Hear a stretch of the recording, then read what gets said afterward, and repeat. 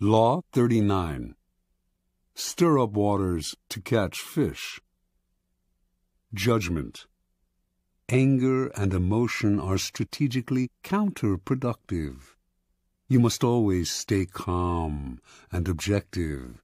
But if you can make your enemies angry while staying calm yourself, you gain a decided advantage. Put your enemies off balance. Find the chink in their vanity through which you can rattle them and you hold the strings. Observance of the law. By the late 1920s, Haile Selassie had nearly achieved his goal of assuming total control over Ethiopia, a country he felt needed strong and unified leadership. As regent to the Empress Zewditu, stepdaughter of the late queen and heir to the throne, Selassie had spent several years weakening the power of Ethiopia's various warlords. Now, only one real obstacle stood in his way: the Empress and her husband, Ras Gugsa. Selassie knew the royal couple hated him and wanted to get rid of him. So, to cut short their plotting, he made Gugsa the governor of the northern province of Begemeder, forcing him to leave the capital, where the Empress lived. For several years, Gugsa played the loyal administrator, but Selassie did not trust him. He knew that Gugsa and the Empress were plotting revenge. As time passed, and Gugsa made no move, the chances of a plot only increased. Selassie knew what he had to do: draw Gugsa out, get under his skin, and push him into action before he was ready. For several years, a northern tribe, the Azibu Galas, had been in virtual rebellion against the throne, robbing and pillaging local villages and refusing to pay taxes. Selassie had done nothing to stop them, letting them grow stronger. Finally, in 1929, he ordered Ras Gugsa to lead an army against these disobedient tribesmen.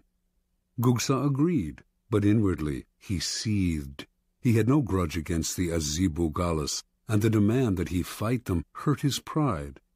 He could not disobey the order, but as he worked to put together an army, he began to spread an ugly rumor that Selassie was in cahoots with the Pope and planned to convert the country to Roman Catholicism and make it a colony of Italy. Gugsa's armies swelled, and some of the tribes from which his soldiers came secretly agreed to fight Selassie. In March of 1930, an enormous force of 35,000 men began to march, not on the Azibu Galas, but south, toward the capital of Addis Ababa. Made confident by his growing strength, Gugsa now openly led a holy war to depose Selassie and put the country back in the hands of true Christians. He did not see the trap that had been laid for him. Before Selassie had ordered Gugsa to fight the Azibu Galas, he had secured the support of the Ethiopian Church. And before the revolt got underway, he had bribed several of Gugsa's key allies not to show up for the battle. As the rebel army marched south, airplanes flew overhead, dropping leaflets announcing that the highest church officials had recognized Selassie as the true Christian leader of Ethiopia, and that they had excommunicated Gugsa for fomenting a civil war. These leaflets severely blunted the emotions behind the Holy Crusade. And as battle loomed and the support that Gugsa's allies had promised him failed to show up, soldiers began to flee or defect. When the battle came, the rebel army quickly collapsed. Refusing to surrender, Ras Gugsa was killed in the fighting. The Empress, distraught over her husband's death, died a few days later.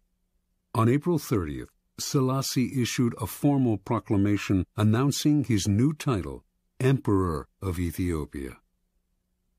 Interpretation. Haile Selassie always saw several moves ahead. He knew that if he let Ras Gugsa decide the time and place of the revolt, the danger would be much greater than if he forced Gugsa to act on Selassie's terms. So he goaded him into rebellion by offending his manly pride asking him to fight people he had no quarrel with on behalf of a man he hated. Thinking everything out ahead, Selassie made sure that Gugsa's rebellion would come to nothing, and that he could use it to do away with his last two enemies. This is the essence of the law. When the waters are still, your opponents have the time and space to plot actions that they will initiate and control. So stir the waters, force the fish to the surface, get them to act before they are ready. Steal the initiative. The best way to do this is to play on uncontrollable emotions: pride, vanity, love, hate. Once the water is stirred up, the little fish cannot help but rise to the bait. The angrier they become, the less control they have, and finally they are caught in the whirlpool you have made, and they drown. Keys to power. Angry people usually end up looking ridiculous, for their response seems out of proportion to what occasioned it. They have taken things too seriously, exaggerating the hurt or insult that has been done to them. They are so sensitive to slight that it becomes comical how much they take personally. More comical still is their belief that their outbursts signify power. The truth is the opposite. Petulance is not power. It is a sign of helplessness. People may temporarily be cowed by your tantrums, but in the end, they lose respect for you. They also realize they can easily undermine a person with so little self-control. If a person explodes with anger at you, and it seems out of proportion to what you did to them, you must remind yourself that it is not exclusively directed at you. Do not be so vain. The cause is much larger, goes way back in time, involves dozens of prior hurts, and is actually not worth the bother to understand. Instead of seeing it as a personal grudge, look at the emotional outburst as a disguised power move, an attempt to control or punish you, cloaked in the form of hurt feelings and anger. This shift of perspective will let you play the game of power with more clarity and energy. Instead of overreacting and becoming ensnared in people's emotions, you will turn their loss of control to your advantage. You keep your head while they are losing theirs. Once you train yourself not to take matters personally and to control your emotional responses, you will have placed yourself in a position of tremendous power. Now you can play with the emotional responses of other people. Stir the insecure into action by impugning their manhood and by dangling the prospect of an easy victory before their faces.